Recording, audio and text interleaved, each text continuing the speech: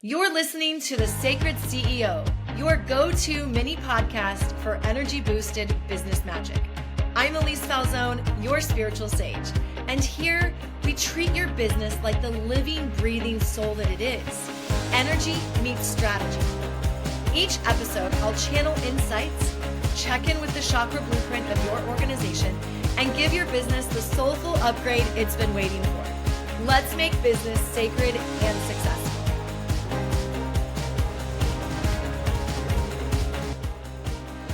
All right, buckle up, buttercups. Today's episode is a wild, wild ride.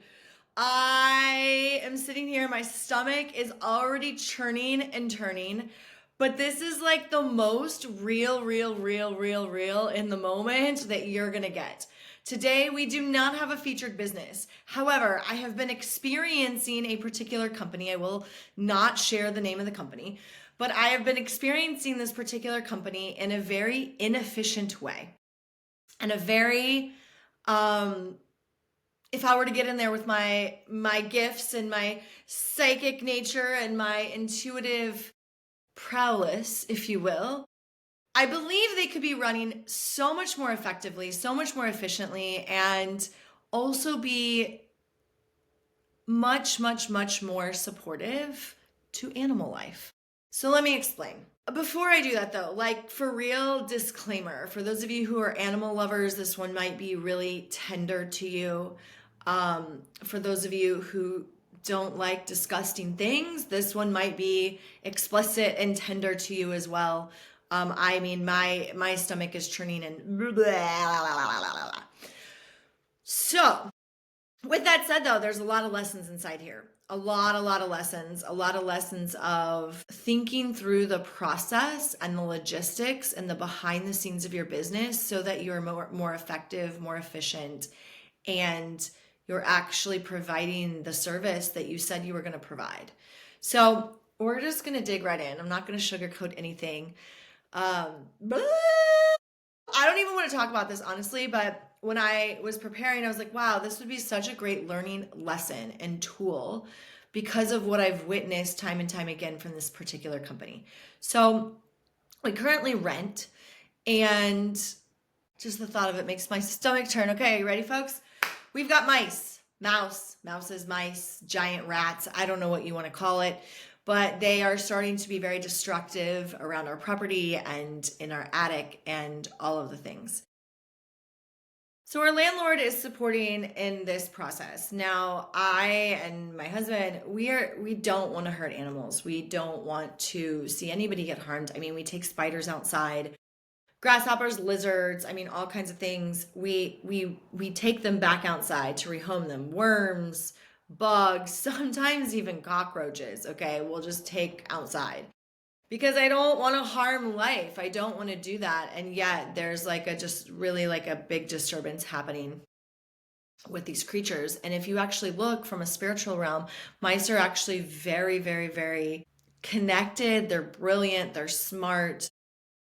They're often tied to resourcefulness, to thinking outside of the box, attentiveness. Yeah, there we go. Attentiveness and attention to details. So these are all beautiful things. I've had the mouse cross my path many times. I love studying animal spirituality and animal totems. So this has been a really interesting dilemma and confrontation and like conversation to have, because we don't currently own this home. We're renting. And even though our landlord also is actually an animal lover, same, takes spiders out and all of the things. So we've tried to do this the most ethical way. However, the company is really slipping up on a lot of things. And so let me explain. First and foremost, they do not send the same, I'm going to call this person a tech. I don't really know what they call them. A pest control person. They do not send the same tech. It's not a tech. What would I call that person? Every time they send the guy out, I'm going to say that because it's been all men who have come. Every time they send the guy out, it's a different person. Now, we asked the company about this, and they said that when we send different people, it allows them not to miss certain things. That if somebody's getting comfortable coming to see, that they might overstep something because the surroundings are more comfortable. They're not maybe seeing with a new eye every time they come. I'm like, okay, great. Sounds good. Wow, I'm burping and belching. There's a lot that is clearing. This is crazy. This is a crazy episode. Stick with me though. There's some gold nuggets inside of here. So because they're in our attic, they have to go around and discover where the openings, AKA the energy leaks, we've talked about energy leaks in business. They have to go look at where the openings are in the roof, right? Anywhere in the outside area. They can come through the air conditioner. They can come through missed areas in the roof where the gutters come up. I mean, there's lots of different places. Well, apparently we had like many holes. I imagine it's not since the time that we've lived here, but they're here and they patched like 8 or 9 different holes. And then there's this big burrow underneath one of our air conditioning units. And they said, oh, for sure they're getting in here. Let's block this off. Well, the first guy that came didn't have the materials to do all this. So he just came and like saw all the holes. And then a few days later, somebody had to come and patch all the holes. And then once they patched all the holes with this like metal gritting stuff, then they were like, okay, well now that we've like closed off the entrances, we have to make sure that there's no mice up in your attic that are going to get caught in there and die because the smell is apparently really putrid. And they were like, we can't do that. So we've got to put traps up there so that any mouse that's left up there, like we can remove. Now, I wanted to do live traps. That is not what they're doing. So again, this is very controversial. I don't agree with the tactics, with the methods, and we are researching other ways to support this. So as I mentioned, each and every time that this company comes, somebody different is here, somebody different is in the space, and they never know what is going on. And I'm like, did you read the notes? Did you read the notes? There's a breakdown of communication there between these rotating employees who keep coming to check on the mice. When they come, they've got to get their ladder. They've got to go up in our attic, which by the way is right by our kitchen, which is really weird and gross and not very convenient. And then they have to like get their supplies, but their supplies are like a grocery store bag to come remove this animal from the roof, from the ceiling. Now, the issue is that they still have not, and this has been 3 weeks now, they still have not successfully sealed off the air conditioning space. Okay. Now, let me explain to you a little bit further why this hasn't happened. Each time one of these new employees comes by, they don't have the tools that they're supposed to have to block off this air conditioner properly. And the first person who did it came, they created the barrier, but the mice just like went to the side of it and dug under it again. So I'm like, we have to figure out how to outsmart these mice, everybody. Let me give you a little lay of the land so you understand the scenario that we're working through and why this has been such a conundrum and how it can be a reflection for you in your own business to look at and to bring the microscope to different areas of your business. So, number 1, the holes on the outside of the building must get patched. Step 2, once everything is closed off, they want to make sure that no rats die in the attic, somewhere in the abyss. And I'm cringing right now with my face because there is the smell of dead rat that I'm smelling right now. And I'll get to that part in the story, but if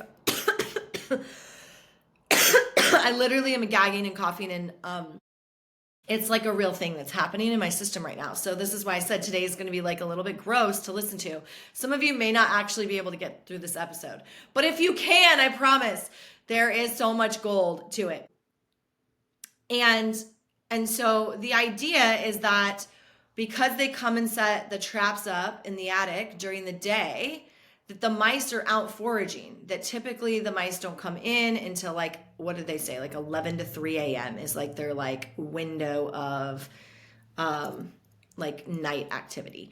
So they're like, we hope that there is no animals in your attic and we just have sealed off what needs to be sealed off. And so then step 3 is that they come and they do like every few days checks. And the idea would be that there are 4 of those visits with no trapped rats because everything was sealed off and the animals were out doing their thing. Well, that's not what happened in our case. And it's been quite the conundrum. And it's really been disheartening. And we've had a lot of conversations with this company and our landlord. And we're trying to figure out what the heck is going on.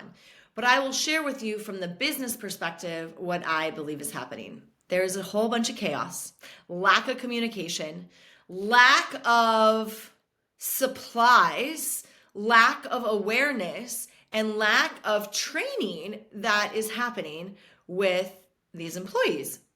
And everybody has been very kind who has come. Very, very, very kind. Lovely conversation. Super lovely and amazing. So I want to place that there first because it's not about the people. It's about the process. And this is really, really important when you start looking at your business. What is your process to communicating with those who work for you? What is your process of communication and outlaying information when it comes to new programs, new protocols, new products, new services? How are you communicating that and outlaying that in the chain of conversation? Really, really, really big piece of importance here. And where is your efficiency?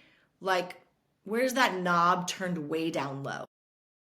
So, some examples of how ineffective and inefficient this company has been. In the course of the last 3 weeks, we have probably had 10 to 12 different employees that have been at our home, coming for different reasons, right? Coming to set the traps, coming to do the grates, coming to check the traps. And in the process, they always do like a walk around to make sure that there's no holes that have opened, to make sure that, something else isn't awry. Well, my husband and I very quickly noticed that the way that they patched up the air conditioner area was not done properly because there was still burrows that were happening around that. And every time one of the employees came, they were like, oh, we don't have the materials to do that. I'm like, okay, well, who does? Because somebody needs to do this and do this ASAP. Because if not, we're going to keep killing these mice in the attic. Like, I'm not okay with that. And so we have had many, many rats that have been removed from our attic every time someone comes for a check. Now, mind you, they're not really supposed to see any in there. They're not supposed to be there because they've closed the entry points off, but they haven't closed the entry points off. Then we have some of these employees who have come, who've not had a ladder with them, so they can't get to the attic. So, oh, sorry, I guess we're just going to have to miss this, or can we borrow yours? Or, hi, this is what you do for a living. Why is your truck not stashed with all of the equipment that you need? Other times, we've had, 4 or 5 different times now, different rats removed from our attic. And each time, the employees are like, oh, there's one in there. I have to go to my truck and find the supplies. Like, what do you mean? You're coming in to do the check.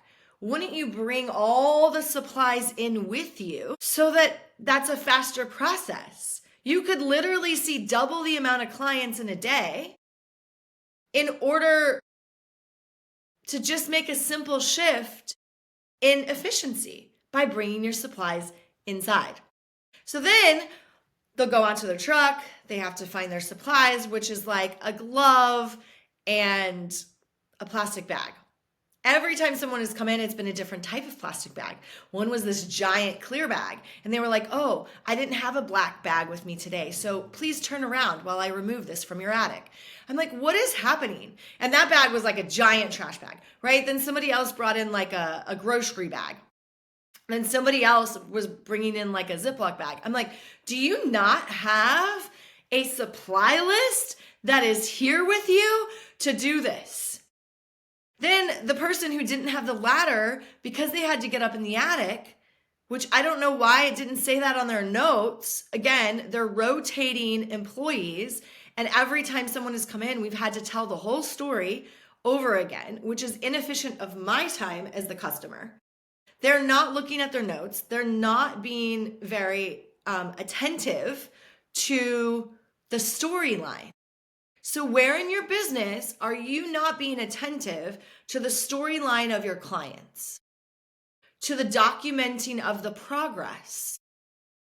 I will say, being in this intuitive industry, and I've never really taken notes for people in their sessions, and when I'm in the channel, I don't always remember, so I do have to come back to it sometimes. But it is something on my list of like, wow, I really need to track progress better. So is that you too? What inside of your business do you need to track? What inside of your business do you need to streamline the processes and protocols and actually get it down on paper? Get an SOP listed, get all of your back end on point with a purpose, with a reason. So back to this beautiful, amazing company that is doing their very best at this moment. They don't know what they don't know, right? I am so loving towards them. I actually want to help them. And maybe I call them and be like, yo, I need to come in and do a spiritual business audit for your business, because there are a lot of energy leaks. There are a lot of holes, and there are a lot of places where you're missing for everyone, for the mice, for the people, for their employees, their customers. Every single level, there's a missing right now. And when the guy did not show up with a ladder, he said something about his ladder being in the shop, which of course that's okay and perfect. But he was like, oh, well, now I need to call my boss. And I don't know if it was getting clearance to use one of like the customers, AKA our ladder, or to try to get somebody else to come see the ladder. I'm not really sure, but whatever that process was, this guy was here like at our house and like around for like an hour and a half. This check should have taken 15 minutes for him to do. And he was here for an hour and a half. And I just was thinking to myself, it was in that moment that these light bulbs went off. And I was like, I have so many tips and tools for this company. Like, this is so ineffective. This is so inefficient. If they would have looked at the notes, they would have known how to send somebody else. They literally could have gone, probably with drive time, us and maybe 2 other places. And they're losing that efficiency. And so at this point, we've had conversations with our landlord. We've shared all of these details, like what is the missing here? People don't know really what's going on. We still have not closed off properly the air conditioning vent. And when my husband called yesterday to make sure that they come with proper equipment, they were like hemming and hawing about it. And we were like, no, someone needs to come, like do a really good job, dig really deep and figure this out. And so where is the customer asking for something that you can't provide? Maybe it isn't your service to provide. Maybe you actually need to refer out. Where are you being clumsy? I'm going to say this, being clumsy and missing the mark. Where are you just trying to get by? What does your client or your employees need from you in order to be successful? Clearly, this company does not set their employees up as powerfully as they could. They should all, in my opinion, if I were going in there and doing a spiritual business audit, every single truck, every single van that goes out into the field should all have the exact same equipment and tools on it. The bags, the gloves, the ladders, the hammers, the chicken wire stuff that they use, the nails, like any tool that they would need at any particular time should be on that van. And it's not. So the question is why? Is it a money thing? Is it a functionality thing? Is it a lackadaisical thing? And so getting in with that microscope, looking at the functional flow of your business, which is another reason why I personally love sacred geometry inside a business so much. I'm actually, where's it at? Where's it at? Is it right here? It's right here. I think it's right here. Okay, just for fun and for a little gift for getting to the end of this episode, I am going to draw a sacred geometry card from the Sacred Geometry Oracle deck by Francine Hart. Ooh, I'm clearing so much, y'all. It's probably my own clearing. Okay, but when we look at businesses, the sacred geometry of a business is the energetic flow in the form of a shape. Just like I take shape and you take shape and this lamp takes shape and this plant takes shape. Everything takes shape based on its vibrational and energetic frequency. And so we're going to look at two different things. Oh, beautiful. Okay. So we're going to look at this first one, and I'm actually going to need to get the book because I want to make sure that I'm saying exactly what is correct here, but I actually don't even know how to say this picture. For those of you who are not watching, you may want to pop over to YouTube to actually see the picture of this, but I will try to my best to explain it. It is a cube, a 3D cube, with these like L lines that are kind of like shaping and shadowing it, okay? Again, you might have to do this, or maybe go to my Instagram. I probably put it up on my stories here, but Antahakarana is the name of this shape. I'm going to read what it says. And the reason why we're doing this again is because this is something that can support you. Anybody listening, I specifically tuned in and said, anybody that's listening, this is going to be supportive in some way or another. Bridge. This particular shape is an ancient healing and meditation symbol that has been used in Tibet and China for thousands of years. It is part of spiritual anatomy that connects the physical brain and the higher self. It is said that the Antakarana has its own consciousness, and that simply being in its presence will be beneficial for your chakras and your aura. Connecting with your higher self will offer insights into virtually any question or inquiry that you may have. This particular sacred geometric shape acts as a bridge or direct link to your intuitive nature and intuitive being. Meditate with this shape, relax deeply, and give attention to your breath. Sit quietly and open the intuition and insights. Let this time act to strengthen the bridge between thought and intuition. Realize that innate ability for growth and healing that you already possess. Know that the answer always lies within you. You may wish to make a copy of the shape, place it on your altar, computer, even fridge. Whenever you notice it, acknowledge your connection to your higher self and the wisdom that is always available. Look, business does not have to be rocket science. That is the message that is coming through as I read this. Business does not have to be rocket science. You know what's true. But when you look outward, you will miss. You will miss over and over and over. You must look inward for the innate wisdom that is already moving through you and allowing that energy to circulate through, and be that mirror reflection for your business so that your business is coming out in the most directive truth. It's not being influenced by anything other than the higher self of you and the higher self of your business. And when you operate from that state, you will always win. And when I mean that, you will make decisions that feel supportive. You will meet the people that you are meant to meet. The opportunities will connect. Be true to yourself. The second card that is coming forward is number 48, which is the offering. And this, for those of you who are only listening, it's like this beautiful rainbow spectrum of colors with lots of beautiful, they're not flower of lights, but they're little flowers with circles around them. And this kind of human body holding the heart with one hand, and the bottom hand is flipped out, opening like an offering out to you.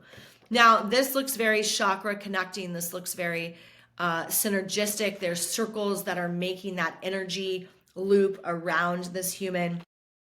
48, let's get there. 48, creative development. Ooh, perfect. Yeah, so it is. It's the simple flower of life. And the colors positioning of the human chakras in this illustration suggests that you are in a stage of creative development. As you work with sacred geometry, you may have the experience of receiving information that is beyond the realm of rational thought.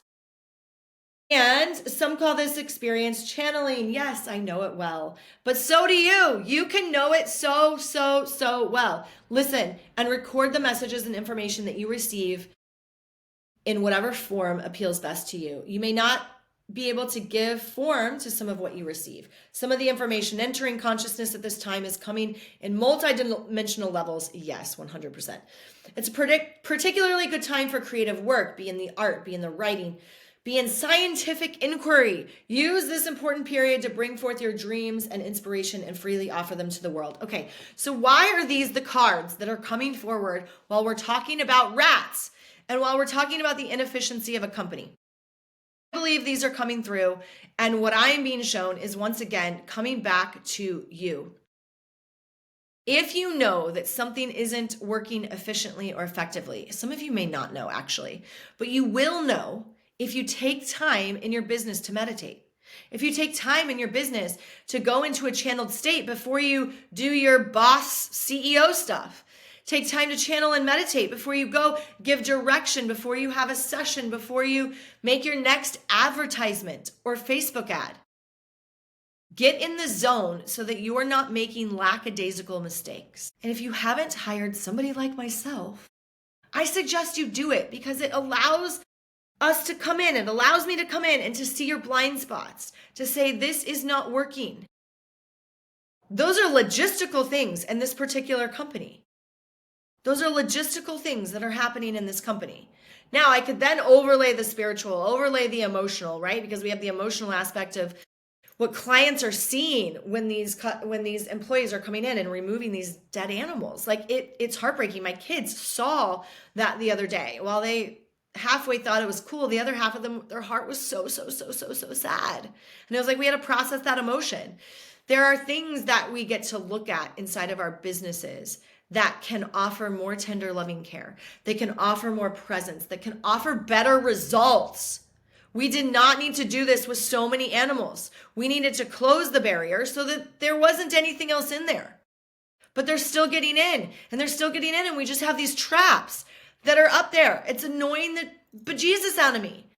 Plus, that is, if I look at this also, this is some sort of karma because now there's energy and souls that are continually crossing over in my hallway. And I'm having to clear the energy and to be with that. So there are lots of layers and lots of ripple effects that are happening by this company not running as efficiently as possible. So let this be a lesson that when you half-ass your business, you're actually creating a ripple effect for your clients. If you're not charging what you need to charge, any sort of layer of resentment then will go to your client. Then they will feel that. Any sort of misalignment in how you're running your business, why? Fix it, handle it, move forward. Because there is a ripple effect of how you do business. So this has been a really interesting, kind of gross and disgusting episode. But I know there are nuggets in here. And if you can really excavate this episode and really see for your own self and your own business and ask yourself and your business these hard questions. Where are you being inefficient? Where is the communication layer missing? Just totally missing. And what is a ripple effect that could be a negative spin that you didn't even realize? Take it, shape it up, shift it up, take responsibility, and move forward. Holy cow, we got through that episode. I love you all so much. Lean in. This is your invitation to lean in. You can do it. You can do it. Lean in. Hire me. Let's do this thing. And if it's not me, I just really invite you to hire somebody who can take that bird's eye perspective look in your business. I am always an advocate for working with coaches, for up-leveling myself in whatever way, whether it's mindset, emotional, spiritual, business. Play the game to be the best version of you. Play the game to hone in the skills that you bring forward in your business, in product or service. I love yours all so much. I got to go drink some water. I got to clear this mental thing and prepare for the employees to come today again to get the smell out of our attic. I love you all so much. Peace, love, blessings. Bye-bye. Thanks for tuning in to The Sacred CEO, your go-to mini podcast for energy-boosted business magic. I'm Elyse Falzone, your spiritual sage, and I'll see you on the next round. And for those of you who are ready for your own business soulful upgrade, be sure to click the link below in the show notes to apply to have your business featured on the show. Love and awakening. Bye-bye.